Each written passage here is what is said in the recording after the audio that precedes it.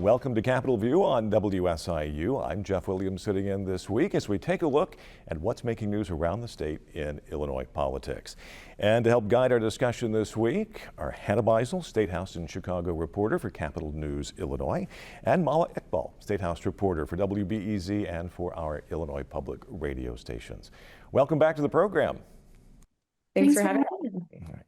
You know, as a recovering State House reporter myself, I know this time of year is a chance to kind of catch your breath from the fire hose that is the legislative session, but still quite a bit going on. And I want to start this week with Governor J.B. Pritzker. So for the past few months, there has been the building question of will he run for re-election or will he focus on a potential presidential run? And it appears at least part of the answer is yes to at least one of those questions. It appears he has scheduled announcements for Thursday to announce his re-election bid. I do want just a point of clarification. We are taping this program on Wednesday. It will air on Thursday, but we're having this discussion prior to him actually making the announcement. Hannah, I'll start with you, but kind of set the stage. What might we expect to hear from Governor Pritzker during his announcement? Well, yeah, I mean, like you said, there had been some speculation whether he was going to run, whether he's not going to run.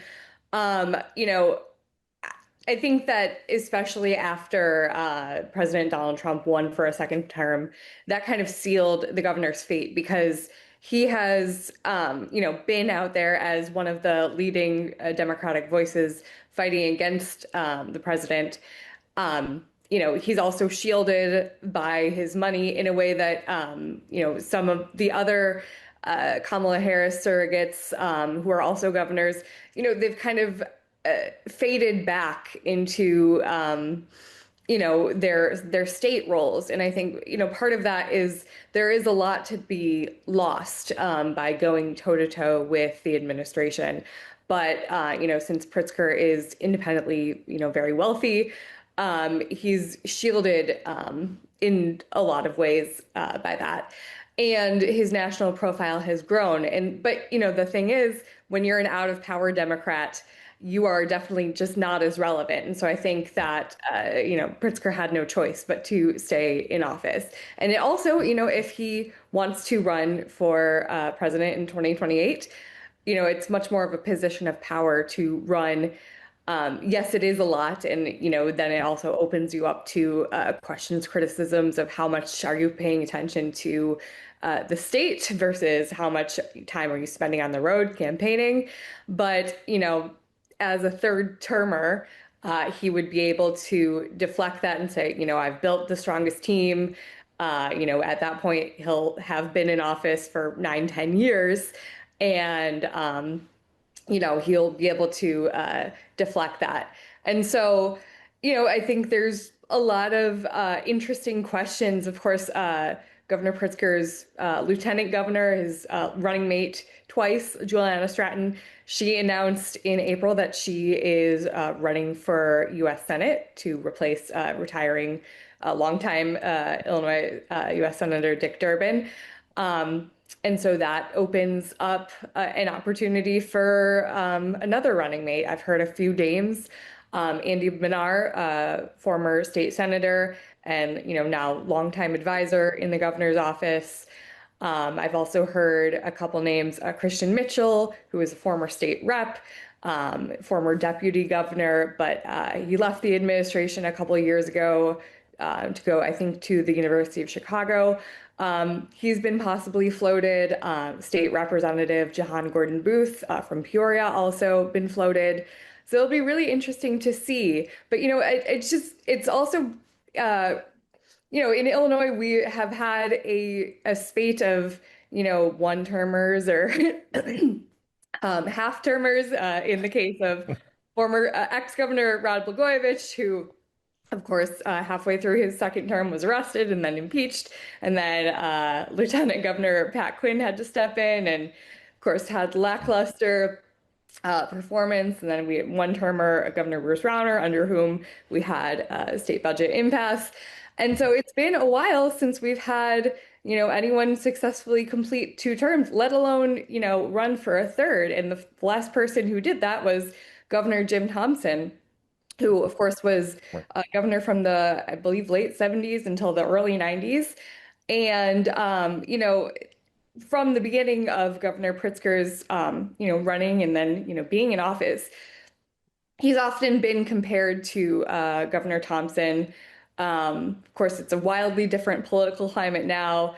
He was a Republican who was, very much amenable to working across the aisle. Pritzker and Republicans, of course, not getting along so well in this political climate. But the embodiment of someone who wants to get big things done is the big Jim Thompson moniker. Big personality, big person. It's just really interesting to see this play out. Yeah. Mala, there's throughout this particular session, this was probably the first difficult budget for many of these lawmakers this year. I mean, there was some negativity or maybe some concern expressed against even from both sides of the aisle with the governor and his leadership and what he's been doing. In terms of going into this next potential reelection bid, is there? The adage is, as goes Chicago, so does the state. Is his Democratic power base still there, or is there potentially maybe an opening there on the Republican side if the right challenger is picked? I think he definitely has some strong coalition support. I would say, it was interesting when the budget was being deliberated in the legislature. One of the big sticking points for members within his own Democratic Party was this major cut to the HBIA program, which is essentially health benefits for immigrant adults. So we have two programs in Illinois. There's one for seniors, which is 65, people who are 65 and older, and then one for adults 41 to 64. And so, like you said, it was a very tough budget year, right? The governor said that he wanted to pass a balanced budget, but he also didn't want to raise any income taxes. But there's also a lot of federal uncertainty, right? There's a lot of budget constraints just coming from what was happening with the Trump administration. And so his decision was to cut the HBIA program, which would have provided the state version of Medicaid to undocumented adults aged 41 to 64. And that was something that members of the Latino caucus really, and other members of the Progressive caucus just really were not for. And even sort of hinted at maybe not even voting for the budget, right? Like I talked to the Latino caucus chair in the House, leader Lisa Hernandez, and she was like, I don't know, we'll see if I'll vote for the budget or not. But then, of course, the budget came, right, like on the last day of session, and everyone in the Democratic coalition voted for it. So I can't imagine that there'd be any, rift or friction amongst his base for his reelection. It is interesting though what Hannah was mentioning, that there's like being an active governor while also running for president potentially in 2028. It's he has been releasing these like sort of campaign style emails since Trump has been inaugurated, just like, blasting the administration for whatever they're doing. But mostly it's been around like, immigration policy, deportation raids, funding cuts to Department of Education and other different, programs that Pritzker says are vital for Illinois. So I can definitely see, like, if he decides to run for the presidency in 2028 while also retaining his governor spot, I can definitely see him balancing both and trying to use his role as governor by saying, like, look, this is what I'm doing in Illinois. I'm fighting for working families. I'm fighting for children, and that's why you should vote for me for president. Yeah, Hannah, you touched on some potential lieutenant governor running mates. Does the political calculus change when the governor potentially is going to be making a presidential run midterm in terms of who becomes the more appealing or potentially more effective running mate in that second position? Yeah, I mean, I think the average Illinoisan probably doesn't know who our lieutenant governor is. Maybe they've heard the name before. Certainly probably doesn't know what a lieutenant governor does. That's a a thing that is kind of a self-defined role by who fills it. But I will say that, like, if, like I said, he's 7 years, rather, he's 9, 10 years into being governor, and he's running in 2028. He would like to leave the state, in someone's hands who would kind of be acting governor. And I think, that person could be Andy Manar, like I said. Um, Someone who, when he was in the state legislature, definitely big budget mind. He works closely with, budgeting process now, working with Democrats in the legislature. But I also think that, who you run with makes a statement. And so when he chose Juliana Stratton, who was still, in her first term as, a state representative back in, I think it was 2017 when he announced her, um, you know, it that sends a signal to say, like, we are prioritizing, we are a Black woman to run with me because I am prioritizing diversity and lifting up voices that aren't, haven't traditionally been heard in state government. So, but again, I think my broader answer is yes and no, just because the lieutenant governor position is, kind of small potatoes. But you also, the classic advice of any political strategist is you don't want anyone who's going to embarrass you. That's right. That's right. Either one of you, has there been any inkling yet as on the Republican side of the aisle as to who might be potentially looking to challenge Pritzker in this upcoming election?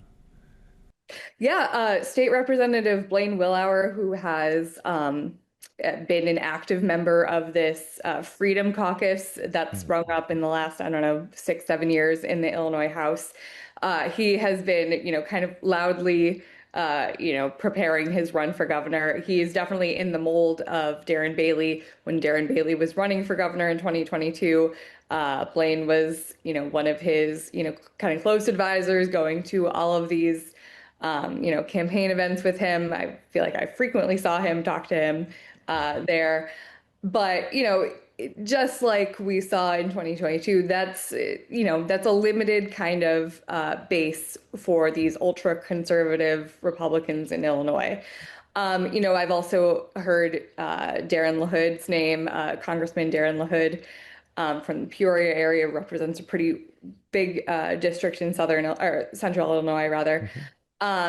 His name has been floated, but his name has also been floated as a potential challenger for U.S. Senate. And I think he and other, Republican strategists maybe in D.C. would have to decide jointly, like, what would be the most bang for your buck, because either way, it would be an uphill battle for a Republican to win. But, the point wouldn't necessarily be to win. I think, of course, you don't get into a race if you don't think there's at least a chance. But, to realistically put your life, your career on hold for a year and a half, what would you want to do? What kind of statement would you want to make? What kind of, gains would you want to make with voters, even if it ultimately doesn't bear out at the ballot box? But, try to make an impact, some inroads. And so, which position would he run for to do that? I guess we'll see. Yeah, I'll say too that, like, after the general elections, where President Trump won, there are a lot of people within the Illinois Republican coalition who felt pretty emboldened, like this is our moment, like, look at all these people in Illinois who voted for Trump, even though Kamala Harris still won by, I think, a double-digit margin over Trump. They were, there's been some Republicans saying that, that gap is closing, or it has closed this cycle, and it's a shorter gap than in previous presidential cycles. So it'll definitely be interesting to see, like, especially what Congressman LaHood decides, like if he decides for Senate or gubernatorial. He's definitely been a longtime Trump supporter. Like, since 2015, he's been a very, strong advocate for President Trump. So he's definitely one of the more, like, Trump Republicans, but we'll see how that fares out in Illinois. Like Hannah was saying, it's definitely an uphill battle for a state that's such a Democratic stronghold, even with this most recent presidential elections, shortening of the gap. Yeah, I should Well, also mention, a couple other names that have been floated. I think James Mendrick, I believe he's a DuPage County Sheriff. He has declared for governor a while ago. And then Cook County Republican Party Chairman Aaron Dalmar, who until recently was co-chair of the state Republican Party, is has also been, pretty publicly interested, but has not formally announced yet. well, it certainly appears that voters are in the March primary are going to need a scorecard, and we may need a whiteboard or a telestrator to look at what all the chess pieces as they're moving around that is creating a little bit of this primary chaos. We'll start with the Senate race. Senator Durbin announced earlier this year that he was not going to seek re-election, so that immediately opened up a lot of movement, as you mentioned, including the lieutenant governor. And well, I think there are what now, at least 3 declared candidates for the Senate seat that may result in 2 or 3 or even possibly 4 open congressional seats, depending on who's retiring and who's not. I'd like to start. Yeah, I mean, we've got, it's some of the so like what Hannah had mentioned earlier, we have Lieutenant Governor Juliana Stratton, who of course has the backing of Pritzker. Financially speaking, that's a pretty good advantage for her, as we were talked about. Pritzker is independently very wealthy and has been funneling millions of dollars into different campaigns over the past few years for Democrats in various positions. So we have her. We have Congressman Raja Krishnamurthy, who is a longtime Democrat. We also have Congresswoman Robin Kelly. So it's interesting, right? Just to see like how these candidates are campaigning, how much money they're raising, and then of course you have with Krishnamurthy and Kelly, you have this more national recognition because they've already been serving as federal lawmakers versus Juliana Stratton. Like we've talked about, she's lieutenant governor. How many people know what lieutenant governors even do, right? And there's also this what I've been thinking, this question of how is she going to differentiate herself from Pritzker, right? Like, is there a real concern that she has just kind of been under his shadow? And I think at least I've seen, over the past year that she's definitely tried to pick certain issues to sort of demarcate as like her issues, right? So she's been a really strong advocate for maternal mortality, or I should say services for people needing health care around maternity issues, right? And the disparities between Black women and white women in Illinois and maternal mortality rates and different birth initiatives. So it'll be interesting, I think, to see, like what she ends up doing to, I guess, further differentiate herself from Pritzker and try to get herself catapulted into sort of the national spotlight. Mm-hmm. Yeah. Yeah, go ahead, Hannah.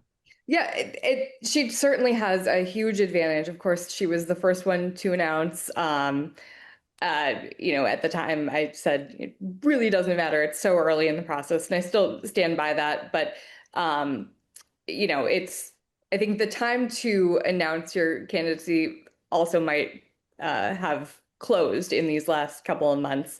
And I don't see anyone else jumping in. The 3 top candidates, as Mawa said, also Robin Kelly and Raja Krishnamurthy, both have a huge advantage because they're already in Congress. They already know, the DC Democratic funding machine. They also, they have this position of strength just by virtue of already being there. But it's going to be a really interesting primary. Possibly might turn ugly, as these things often do. It's very interesting to see what camps, I guess it's kind of a parlor game that, regular people don't really pay attention to because it is ultimately, not in the service of government, but like just to see who has endorsed whom and jumped on board with which campaigns early. Yeah.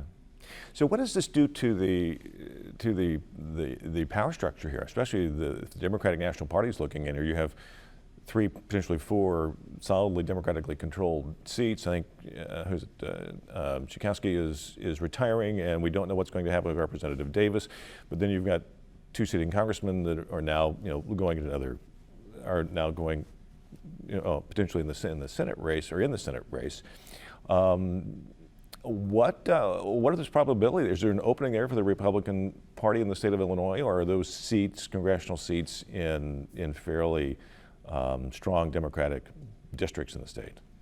Those seats are very, very solidly Democratic. I think that Republicans, there's already declared Republicans in each of those districts, but like they're not really any household names. But it's really interesting. In the last 12 years that I've been covering Illinois, I've really never seen a time when there's been so many primary races. And, I'll just briefly go down the list of, kind of more prominent names. So Robin Kelly, who represents the 2nd District, her running for Senate opens that up. And State Senator Robert Peters seems to be the kind of leading name there, already endorsed by Bernie Sanders, with whom he's had a close relationship for a while now. In the 8th District, which is currently held by Raja Krishnamurthy, we have Junaid Ahmed, who challenged Krishnamurthy in 2022, Cook County Commissioner Kevin Morrison, Hanover Park Village Trustee Yasmin Bankole. In the 9th District, like you mentioned, Jan Tchaikovsky is retiring. We have Evanston Mayor and former State Senator Daniel Biss vying for that seat, along with progressive activist Kat Abu-Ghazala and State Senator Laura Fine. And like you said, possibly we'll see an announcement from Danny Davis. He's been a little coy about that. But, I don't want to say that this is happening by any means, but one person whose name has been floated, if that possibility would ever open up, is actually Illinois House Speaker Chris Welch. Mm-hmm. And one thing I'll add too is, what does this do, right? I feel like, we have all these progressives, the progressive Democrats throwing their hats in the ring, right? And there's been a real question, I think, since Kamala Harris lost the presidency, of like, where does the Democratic Party go from here? And I think, in response to that, there's been a real faction that's emerged as like, we are progressive, more like, I guess, socialist leaning Dems, and we're going to bring the party forward, right? With people like Bernie Sanders, like Hannah mentioned, AOC, Alexandra Ocasio-Cortez. You've got, David Hogg, who's the vice chair of the Democratic National Convention, saying that we need to uplift these candidates. And he even mentioned Jan Tchaikovsky's seat, right? Before she announced retiring, he was like, I think we should really put our weight behind Kat Abu-Ghazala, who's like this, what, like Hannah mentioned, this activist leftist streamer, Twitch streamer. So it'll be interesting to see, like now that the Democratic Party is trying to find its identity, with these open races, right? Like where they put, where do voters feel like the Democratic Party needs to go, right? Is it the more like traditional, moderate, establishment seats, or is it more like these newcomer progressive people that are trying to I guess change things up? Okay. Well, as usual on this program, we have much more to talk about than we have time. So in the last couple of minutes that we have, what's on each of your radars? What are you watching? What are you following in the days and weeks to come here? Aside from Pritzker announcing his reelection, right? Because this was, of course, taped on Wednesday, so it's going to be happening on Thursday. I've been following. We saw this report from the Associated Press yesterday of the Department of Homeland Security is gaining access to Medicaid data, and specifically states' Medicaid data, and it's for the purposes of immigration enforcement, right? So like we talked about in Illinois, there's a program that allows people who are undocumented to enroll in like a state version of Medicaid. So it's like, of course, a lot of Democratic politicians are saying that this is completely not okay, and it's maybe not even legal. Potentially Attorney General Kwame Raoul will be getting involved. So I'll be tracking that to see like what comes of it, but it certainly speaks to this larger issue of data privacy in the Trump administration, I think. Hannah? Well, I know it's all kind of old news now, but earlier this month, I was in the courtroom for former Illinois House Speaker Mike Madigan's sentencing when the judge sentenced him to 7.5 years in prison, which I think was longer than a lot of people expected. But at the end of that pretty lengthy hearing, his attorney said, hey, Judge, we're going to, just so you know, we're going to appeal and then we're going to ask for, Mr. Madigan to be bonded out while on the appeals process plays out. So I'm going to be looking for when that appeal is formally, filed and the ask to be out of prison on appeal, because he cannot tell you how many people have asked me in the last, week and a half, is Mike Madigan actually going to report to prison in October? And, the answer, I truly have no idea. A lot of things can happen. Well, Hannah, I'll let you have the last word. Hannah Meisel, Capital News, Illinois. Mama Iqbal, WBEZ, thank you both for joining us this week. And thank you for joining us on Capitol View. I'm Jeff Williams. This is WSIU.